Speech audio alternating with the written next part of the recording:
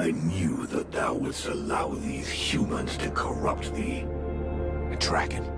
You summoned a dragon? Ha! One of the few they were able to corrupt, and I turned it against them. Blackstorm defeated it and imprisoned it here. It was trapped, like me. So now you turned it against me.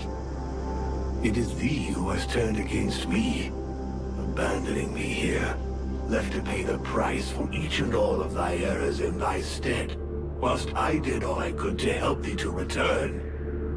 And so it is, I am come to the end of my strength, an empty shell or taken with rot. I did not wish to harm thee, but I no longer am master of all that I do. Is that why you killed my companions? The visions? Blame rather thy human half, for that is who hath invoked them, with its fear and its regrets. Thy companions never traveled through the breach. So it comes to this. You and me. It's time we ended this. Ha! It is all I have awaited. Remove these accursed lances from me, and let the world heart become whole once more.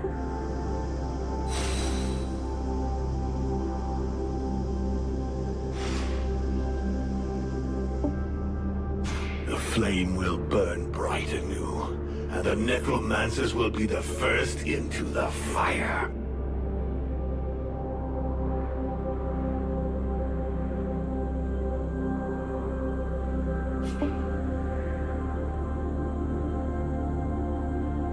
No, not yet. I can't decide for the moment. Not alone. The World Heart! We made it! Much blood was spilled to bring us here. Let us make sure it was not in vain. Now you are faced with a difficult choice. My people are decimated, and the humans as well. No matter what happens tomorrow, today virtue is a ruin.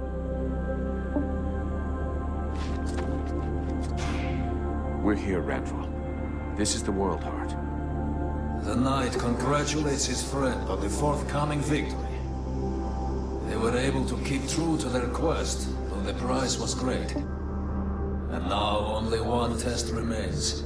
Only one last choice so that all will be resolved. The life of the knight has been spared by his friend. Now it is the fate of the world that is at stake. The faithful friend will remember his duty. The Iced Lords must perish. This is it. The World Heart. You didn't think I would make it, yet here I am. So did your books prepare you for this? No books can prepare you for this vision, but they can help you to know what to do here. You stand at the crossroads of the world's destiny. And do you know what you must do? No. I have absolutely no idea. You came to rescue me, even though it meant risking failure in your quest. I want to try to help you.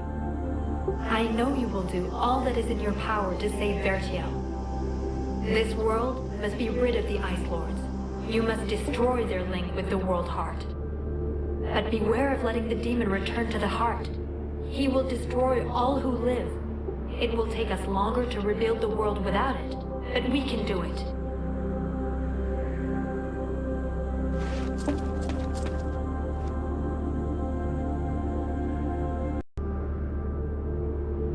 The flame will burn bright anew, and the necromancers will be the first into the fire.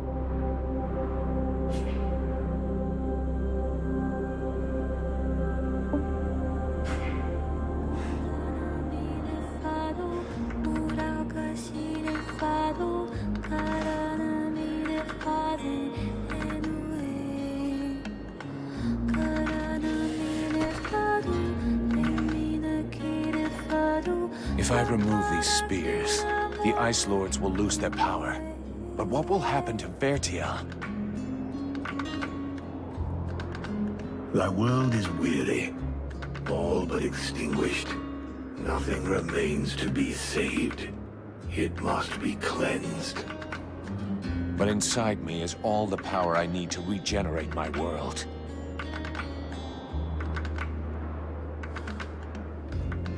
At the cost of mine? Do not think it. Vertiel needs the world heart. Thou canst not sacrifice it thus.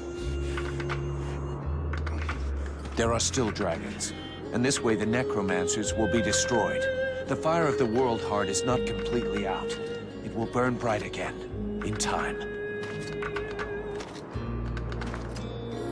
But without us, I forbid thee to do this. I will not die for thee.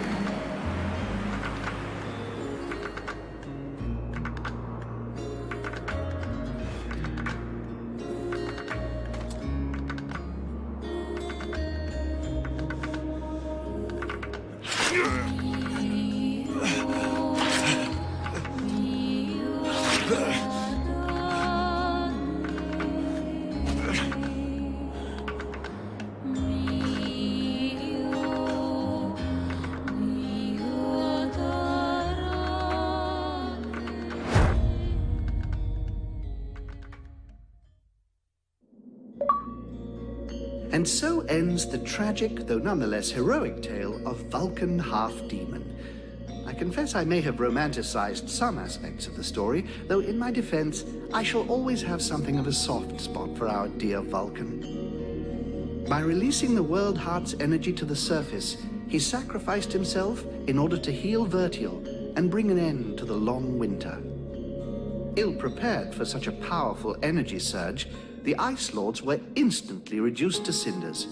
I can tell you, no tears were shed at that funeral. Of course, it was only a few centuries before other would-be mages attempted to follow in their footsteps, though what wonderful centuries they were.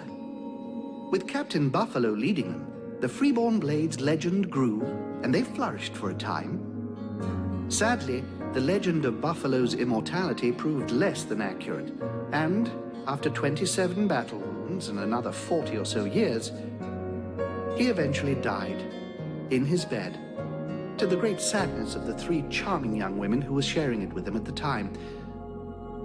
Edwin's corpse was mutilated and burned by the command of King Relmar. Such a waste. I remember being quite disappointed at his decision, as I had hoped I might be able to inhabit her body. It had been an absolute age since I was last inside a woman. To no one's great surprise, Relmar proved to be a formidable monarch. Strong, just, and loved by all. He returned a sense of pride to the elves that the war had stolen from them. The Red Scribes... Oh, really? Don't get me started on those imbeciles. Nonetheless, it would be uncouth of me not to mention how heartbroken young Sybil was by Vulcan's death.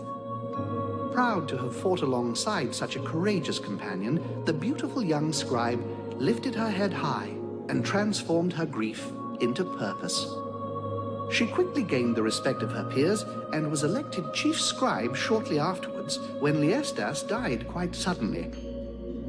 Apparently, the fool succumbed after having imbibed a large quantity of a somewhat questionable nectar that he and his doctor had invented.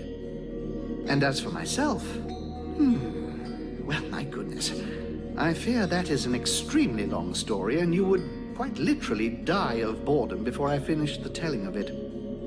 But you see, that's what I like so much about mortals. Their stories last just about the right amount of time. It'll take a few decades, and then they're done. And then they come around again.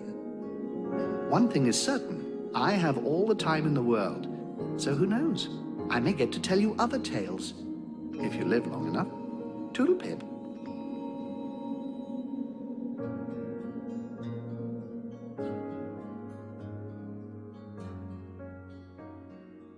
The flame will burn bright anew, and the necromancers will be the first into the fire. We don't need to go that far. All we need is to remove these spears, and the necromancers will be left powerless. As powerless as when they enslaved the World Heart? No, it will not suffice. They must be annihilated. I'll track them down. The Dead Walkers will be gone. The survivors will have a chance and Vertiel will be rebuilt, little by little.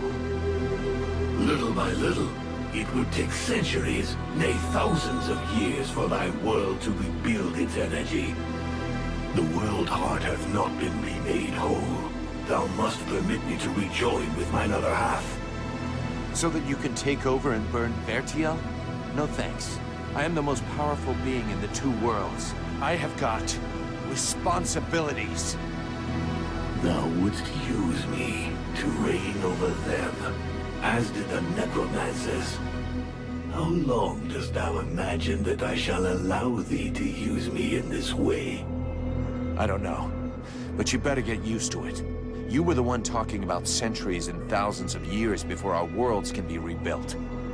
And I plan on being right there to keep an eye on them. Meanwhile, do me a favor and let me enjoy this victory in silence. Do you mind?